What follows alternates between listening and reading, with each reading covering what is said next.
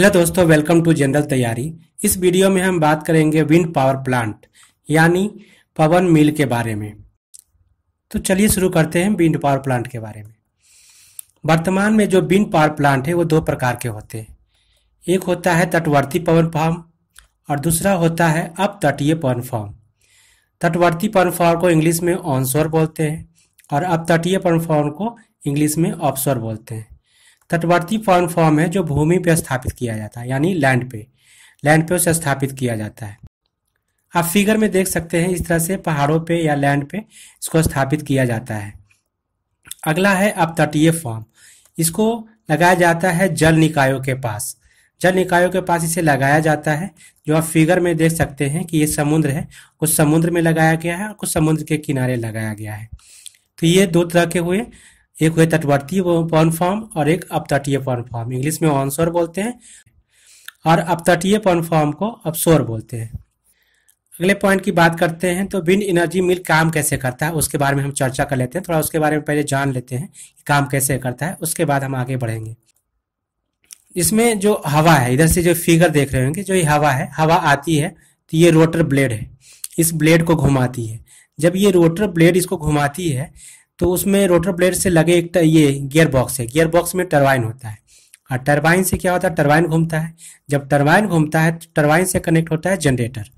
तो टरबाइन जब घूमेगा तो जनरेटर को भी घुमाएगा। तो ये क्या होता है कि ये गतिज ऊर्जा से घूर्ण ऊर्जा में उसको बदल देता है और ये जब घूर्ण ऊर्जा में बदल देता है तो ये जनरेटर घूर्ण ऊर्जा से विद्युत ऊर्जा में बदल देता है, जिससे बिजली उत्पादन होती है जिससे इस जनरेटर से बिजली उत्पादन होती है और हमारे घरों तक पहुंचाई जाती है और फैक्ट्रियों तक।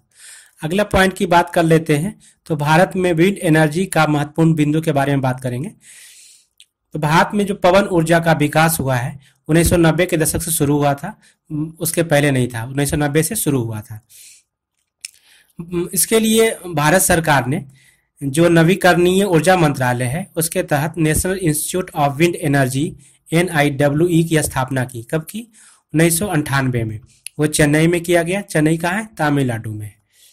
अगला है पवन ऊर्जा उत्पादन में प्रथम जो स्थान है 2022 तक वो चीन है और जो भारत का स्थान है वो चौथा है, जिसकी अभी उत्पादन क्षमता है 41.66 गीगावाट 2022 तक।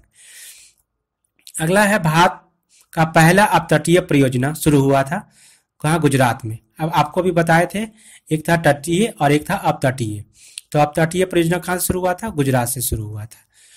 और विंड पावर उत्पादन में भारत के कुछ ऐसे शीर्ष राज्य हैं जिसके बारे में हम लोग चर्चा करेंगे। तो शीर्ष राज्य है, पहला है तमिलनाडु जिसकी क्षमता है 9608 मेगावाट।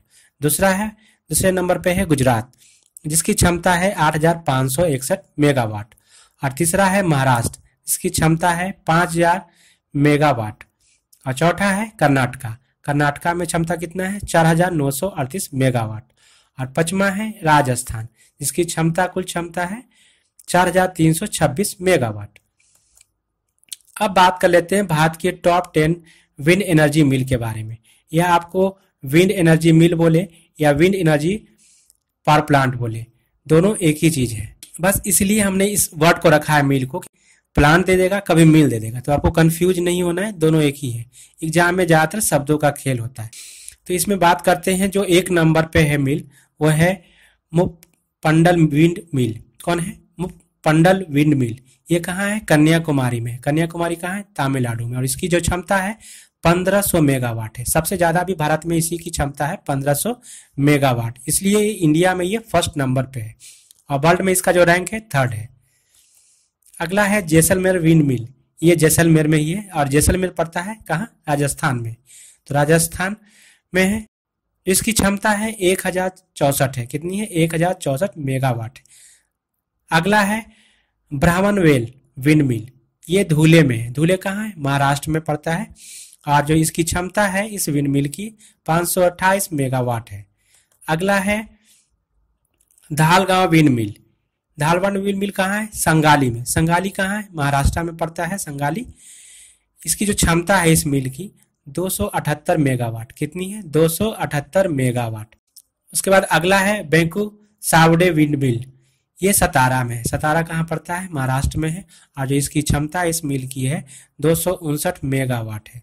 उसके बाद अगला है वासपेट विंड मिल, वासपेट में ही है, वासपेट महाराष्ट्र में पड़ता है और इस मिल की क्षमता है 144 मेगावाट। अगला है तुलजापुर विंड मिल, ये उस्मानाबाद में है। उस्मानाबाद में कहाँ पड़ता है? महाराष्ट्र में पड़ता है। इसकी जो क्षमता है 126 मेगावाट है। कितनी है? 126 मेगावाट है। अगला है वेलुगुप्पा, वेलुगुप्पा विंड मिल, ये वेलुगुप्पा में है, वेलुगुप्पा पड़ता है आंध्र प्रदेश में। इसकी क्षमता है 100.8 मेगावाट। कितनी? 100.8 मेगावाट। अगल है ममदखेड़ा विंड मिल, ममदखेड़ा है जो मध्य प्रदेश में है। इसकी क्षमता है 100.5 मेगावाट। कितनी है? 100.5 मेगावाट। अगला है अनंतपुर विंड मिल, ये है निम्बागुल्लू में, निम्बागुल्लू पड़ता है आंध्र प्रदेश में। ये इसकी जो क्षमता है इस मिल की 100 मेगावाट है। तो ये है भारत के टॉप 10 विंड एनर्जी मिल। इससे क्वेश्चन पूछे जाते हैं, आपको ज़्यादातर इम्पोर्टेंट बनता है तो ये वाला सबसे ज़्यादा जो इम्पोर्टेंट बनता है वो पंडल विंड मिल बनता है जो कन्याकुमारी में है।